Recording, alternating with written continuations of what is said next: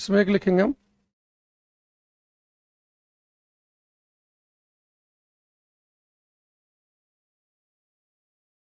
Moment of inertia जड़ तो अघूर्ण। एक लिखेंगे बेटा angular momentum, angular momentum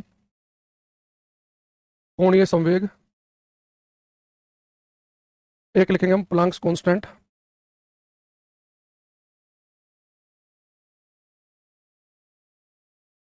Planck नियतांक।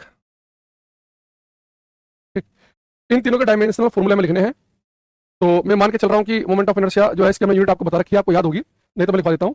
मोमेंट ऑफ इनर्शिया की यूनिट होती है किलोग्राम मीटर स्क्वायर। मैंने बताया था ना कि अगर कोई कण कोई पार्टिकल आपके पास में हो तो किसी पार्टिकल का मोमेंट ऑफ इनर्शिया होता है एम आर स्क्वायर, तो यहाँ से किलोग्राम मीटर स्क्वायर आया था।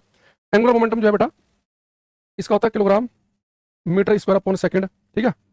और जो प्लांक कांस्टेंट है इसे हम लिखते हैं एच से, इसकी वैल्यू भी याद रखनी है आपको, 6.6 गुना 10 की पावर माइनस 34 जूल सेकंड। अब मुझे बताओ, अगर मैंने आपके सामने तीनों के मात्रक लिख दी है, यूनिट तो आपको वैसे भी याद करनी है, पेपर में डायरेक्ट भी आ सकती है। अगर यूनिट मैंने आपके सामने लिख दी है तो क्या आप डायमेंशन लिख सकते हैं कि नहीं? सब बच्चे ट्राई करेंगे अपनी कॉपी पर, करो। करुणा, श्वेता यादव, वर्ष, सपना, गोपाल कृष्ण मेहता सब ट्राई करेंगे। देखो बेटा मोमेंट ऑफ इनर्शिया है किलोग्राम मीटर स्क्वायर, ठीक। तो किलोग्राम के लिए हमने बताया था कि आपको एम चिपकाना है, मीटर के लिए एल, तो मीटर का स्क्वायर है तो एम एल स्क्वायर हो गया, तो इसका डायमेंशनल फॉर्मूला बन गया एम एल स्क्वायर। यह मैं ए यादव का सही है, अमित प्रजापत एल की पावर माइनस 2 नहीं आएगा। ये किलोग्राम मीटर स्क्वायर है, मीटर के लिए एल है तो एल का स्क्वायर बन गया। ये किलोग्राम पर मीटर स्क्वायर थोड़ी ना है जब एल की पावर माइनस में लिख रहे हो। एंगुलर मोमेंटम बेटा किलोग्राम के लिए एम, मीटर स्क्वायर के लिए एल स्क्वायर, सेकंड के लिए टी, जो बन गया एम एल स्क्वायर टी की पावर -1, ठीक। अब आते हैं प्लांक कांस्टेंट, इसकी यूनिट क्या है? Joule second. तो जूल के लिए मैंने कल आपको डायरेक्ट बताया था, एम एल स्क्वायर टी की पावर -2 यूज करेंगे। सेकंड के लिए टी, तो यहाँ से हम निकालेंगे तो बनेगा एम एल स्क्वायर टी की पावर -1। तो आप बड़े ध्यान से देखें, ये एंगुलर मोमेंटम और प्लांक कांस्टेंट का डायमेंशनल फॉर्मूला सेम है, बड़ा इंपॉर्टेंट है। ये सीजीएल 17 के प्री के एग्जाम में भी आ रखा है कि निम्नलिखित में से किन दो के डायमेंशनल फॉर्मूले सेम है, तो वहां पे लिखा हुआ था एंगुलर मोमेंटम प्लांक कांस्टेंट। ये एनडीए सीडीएस टाइप के पेपर में तो बहुत बार आ चुका है, तो सब बच्चे याद रखना।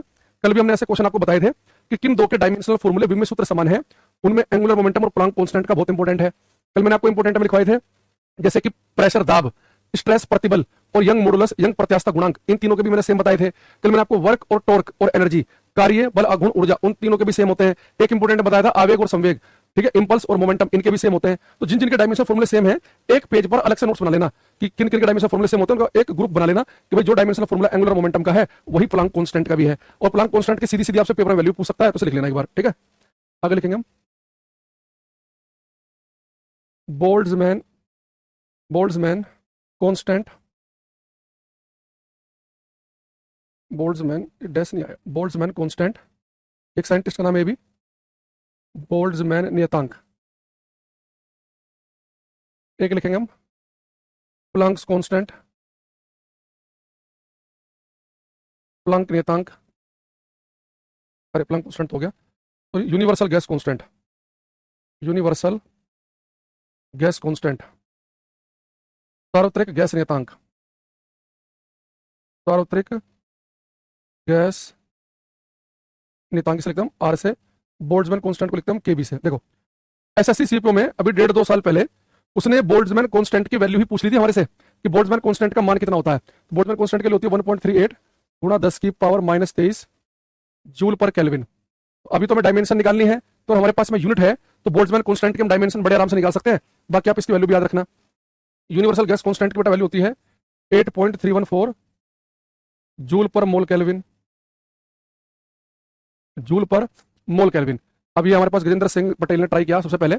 अब मुझे बताओ, इनकी वैल्यू भले अभी आप फिलहाल भूल जाओ, तो बच्चे ट्राई करो कि अगर आपके पास बोल्ट्जमैन कांस्टेंट और यूनिवर्सल गैस कांस्टेंट की यूनिट मात्रक है, तो उसके बाद भी हम डायमेंशनल फॉर्मूला विमित सूत्र निकाल पा रहे हैं कि नहीं निकाल पा रहे हैं। तो इन दोस्त आपको पता चल जाएगा कि आपको पीछे की कितनी बातें क्लियर है। यूनिट मात्रक आपके सामने, आप सब बच्चे ट्राई करेंगे, करो ये।